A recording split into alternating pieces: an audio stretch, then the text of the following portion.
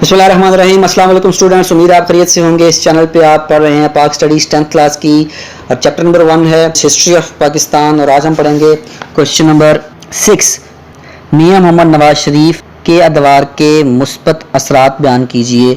इस क्वेश्चन का आंसर है बेटा पेज नंबर 17, पेज नंबर 18 और फिर थोड़ा गैप आएगा और उसके बाद है पेज नंबर 20 के ऊपर इसका आंसर है एंड 21 के ऊपर। तो हाइलाइटर लेड पेंसिल ले लीजिए, रेडी हो जाइए। और इससे पहले हमने मोहतरमा बेनज़ीर भुट्टो के दोनों अदवार को पढ़ा है, अब पढ़ेंगे हम नवाज शरीफ साहब के अदवार को। तो पहला दौर पेज नंबर 17, याद रखना सिर्फ हेडिंग्स लिखनी है आपने। यहाँ जो पहला दौर है, पहले दौर की 9 हेडिंग्स हैं, आंसर में सिर्फ ये 9 हेडिंग्स लिखनी है, ठीक है। जहाँ से एग्जैक्ट आंसर होगा आपसे शेयर करूंगा मैं। रीडिंग कर रहे हैं। 1990 के इंतखाबात में इस्लामी जमहूरी इत्तेहाद IJI ने कौमी असम्बली की 206 में से 105 नशिस्तें हासिल करके अक्सरियत हासिल कर ली। अंडरलाइन 6 नवंबर 1990 को सदर गुलाम इसाक खान ने कौमी असम्बली में ज़्यादा नशिस्तें हासिल करने पर इस्लामी जमहूरी इत्तेहाद के पार्लिमानी लीडर मियां मोहम्मद नवाज शरीफ को हुकूमत बनाने की दावत दी। ये वही गुलाम इसाक खान हैं जिन्होंने 1990 में बेनज़ीर भुट्टो की हुकूमत को बरतरफ किया, लेकिन खुद इसलिए नहीं गए कि कानूनी तौर पर सदर 5 साल जो है उसने अपना टेन्योर पूरा करना होता है। तो उस वक़्त सदर साहब जो थे उनके पास बड़े ज़बरदस्त इख्तियारात थे। आजकल जो हमारे जो सदर हैं उनके पास इख्तियारात नाम के ही हैं। सदर साहब को बताया जाता है जनाब आप सदर हैं, अच्छा यार मैं सदर हूँ, ठीक है। तो उतने इख्तियारात अब रह नहीं गए जितने पहले थे। तो पहली हेडिंग है निजकारी की पॉलिसी। इक्तिसादी हालात को बेहतर करने के लिए 22 नवंबर 1991 को निजकारी कमीशन का क़याम अमल में लाया गया। अंडरलाइन कर लो, शॉर्ट क्वेश्चन आ सकता है, MCQ में ला सकता है। इसका मकसद इन सरकारी इदारों की निजकारी करना था जो खसारे में चल रहे थे, ताकि खजाने पर बोझ कम किया जा सके। निजकारी बेटा होती है कोई गवर्नमेंट का इंस्टीट्यूशन है, वो खसारे में जा रहा है, उसको बेच दिया जाए किसी आम बंदे को। जैसे आज की स्टेट में जब हम ये लेक्चर आप पढ़ रहे हो तो आजकल बड़ा शोर है स्टील मिल जो 1985 में कराची में लगाई गई रूस के ताउन से, जो पूरे मुल्क को चलाती थी, स्टील की सारी ज़रूरियात पूरी करती थी, वो खसारे में चली गई। क्यों गई, कैसे गई, ये एक लंबी बहस है।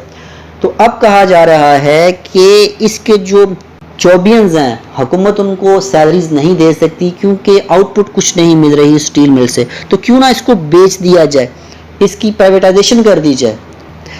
खुद रोजगार स्कीम, हुकूमत ने बढ़ती हुई बेरोजगारी पर काबू पाने के लिए खुद रोजगार स्कीम का ऐलान किया। इसके तहत अवाम को कारोबार करने के लिए 3 इकसाम थी, 50,000, 1.5 लाख और 3 लाख रुपए के कर्राजात दिए गए।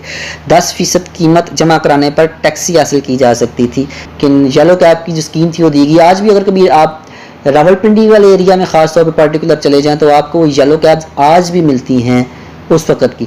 नंबर 3 है लेबर पॉलिसी। हुकूमत ने लेबर पॉलिसी का ऐलान किया जिसके तहत 1 से 16 ग्रेड तक के तमाम सरकारी और नीम सरकारी इदारों के मुलाजमीन को अबूरी अलाउंस दिए गए।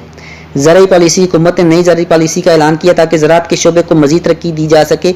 इस पॉलिसी के तहत काश्तकारों और किसानों का ज़राई शऊर बेदार करने के लिए इकदाम किए गए। ज़राई शऊर कैसे बेदार किया जाता है, आप प्रिंट मीडिया, इलेक्ट्रॉनिक मीडिया को यूज़ कीजिए, लोगों को अवेयर कीजिए। टिड्डी दल का जो हमला हुआ मुल्क के मुख्तलिफ इलाकों के अंदर, तो लोगों को अवेयर करना कि अगर ये आपके एरिया के अंदर मौजूद हैं तो किन नंबर्स के ऊपर आपने कॉल करनी है, इनको कैसे टैकल करना, तो अवेयरनेस लेके आना। गैर मुल्की सरमायाकारी, मुल्क के ज़र मुबादला और बरामदात में इजाफे के लिए हुकूमत ने बाद इस्लाहात नाफिज की जिसकी वजह से और गैर मुल्की सरमायाकारी भी बढ़ी। जब तक बाहर से आपके मुल्क के अंदर इन्वेस्टमेंट नहीं आएगी चीज़ें बेहतर नहीं होंगी। जैसे आप देखिए हमारे मुल्क के अंदर बड़ी टेलीकॉम कंपनीज काम कर रही हैं। यूफोन जो है वो हमारा अपना है, PTCL Pakistan tele communication limited, ये हमारे अपने मुल्क की कंपनी है। इसके अलावा अब टेलीनॉर ले लो, बाहर से है, मोबिलिक ले लें, वो बाहर से है, जोंग ले लें, चाइना की है। तो ये बाहर से आके इन्वेस्टमेंट करते हैं। इससे फ़ायदा क्या होता है, एक तो ये है कि पैसे लगाते हैं, यहाँ के मकामी लोगों को रोज़गार मिलता है, जॉब्स मिलती हैं, ठीक है। और दूसरा जो इन्वेस्टमेंट करते हैं, जो इन्वेस्टर है, इन्वेस्टर फीस भी लिल्लाह काम नहीं करता, ठीक है। इन्वेस्टर ने पैसे लगाने हैं ताकि वो यहाँ से प्रॉफिट कमा सके, तो ये कंपनीज बेशुमार प्रॉफिट जनरेट करके अपने मुल्क में बेचती हैं। तो कोशिश ये करनी चाहिए कि गैर मुल्की सरमायाकारी का माहौल जितना बेहतर होगा मुल्क को फ़ायदा होगा इससे, और जो इन्वेस्टर होगा उसको भी फ़ायदा होगा। जैसे आप कोई बिज़नेस स्टार्ट करते हैं तो उस बिज़नेस में आप पहले इन्वेस्टमेंट करते हैं और इन्वेस्टमेंट करने के बाद آپ کو اس کا پروفٹ ملنا شروع ہو جاتا ہے. بالکل ایسی کمپنیز بھی انویسٹمنٹ کرتی ہیں اور وہاں کے مقامی لوگوں کو روزگار بھی ملتا ہے اور اس سے وہ کمپنی جو انویسٹ کرتی ہیں ان کو بھی پیسے کمانے کا موقع ملتا ہے. نمبر 6 ہے قومی مالیاتی کمیشن کا قیام.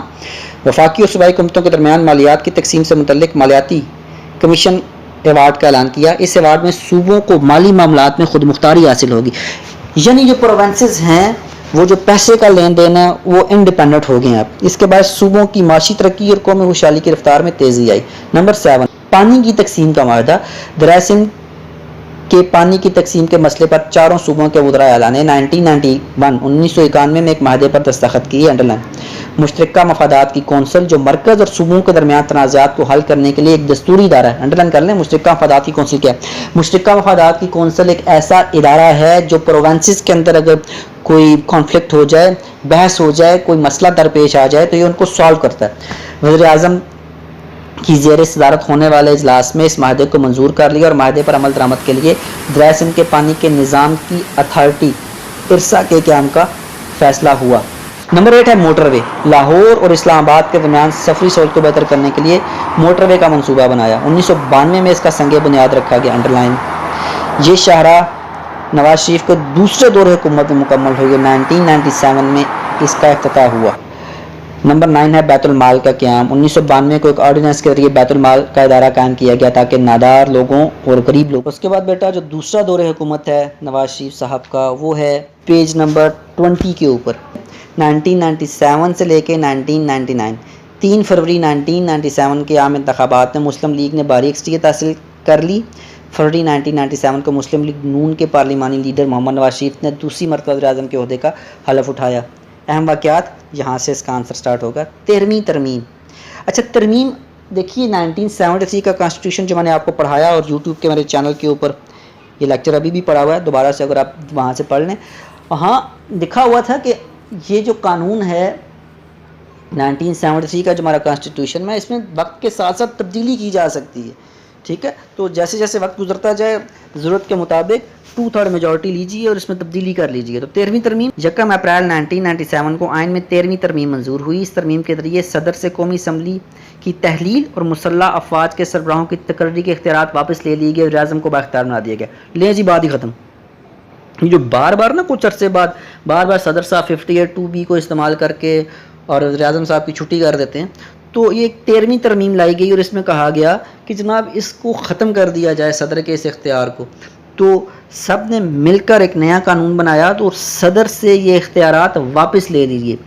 تو تب سے لے کے اب تک فرام 1997 سے لے کے اس وقت آج کی ڈیٹ میں جب یہ لیکچر میں آپ سے شیئر کر رہا ہوں 2020 میں ہمارے ملک میں اب جو صدر ہیں ان کے پاس اتنے زیادہ اختیارات موجود نہیں ہیں. 14ویں ترمیم 30 جون 1997 جس کی روح سے کسی جماعت کا کوئی بھی نمائندہ دوسری جماعت میں شامل نہیں ہو سکتا. فلو کراسنگ کا خاتمہ ہو گیا. دیسی زبان میں کہا جائے کہ جو لوٹا کریسی ہے, لوگ ادھر سے پارٹیاں بدل لیتے ہیں, ادھر سے ادھر, ادھر سے ادھر چھلانگیں لگا لیتے ہیں. کہا گیا کہ اس کو ختم کر دیا جائے گا. آل دو آج کل سٹل ایسا ہو رہا ہے. چیف جسٹس اور صدر فاروق احمد خان کا استعفیٰ.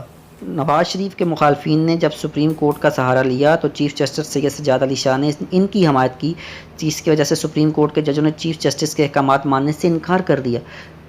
یعنی وہ کہہ رہے ہیں کہ جو جسٹس ہیں ان کو نیوٹرل رہنا چاہیے. دوسری طرف صدر کے پاس اختیارات زیادہ نہ ہونے کی وجہ سے وہ ان سیاسی امور پر قابو پانے میں ناکام رہے. یعنی وہ اگر اختیار پہلے ہوتا نا 58(2)B والا تو قلم چلاتے اور دوبارہ سے جو اسمبلیاں ان کو توڑ دیتے, لیکن یہ اختیار 13ویں ترمیم میں صدر سے واپس لے لیا گیا. تو اب صدر صاحب اس کو کیسے قابو کریں, بڑا مشکل ہو گیا. اس لیے 22 دسمبر 1997 کو صدر پاکستان فاروق احمد خان لغاری اپنے عہدے سے مستعفی ہو گئے اور سینٹ کے چیئرمین وسیم سجاد قائم مقام صدر بن گئے. تو اب کی بار کیا ہوا, صدر کو خود صدارت چھوڑنی پڑی. اسمبلیاں نہیں ٹوٹ سکتی تھیں کیونکہ ان سے اختیار واپس لے لیا گیا تھا.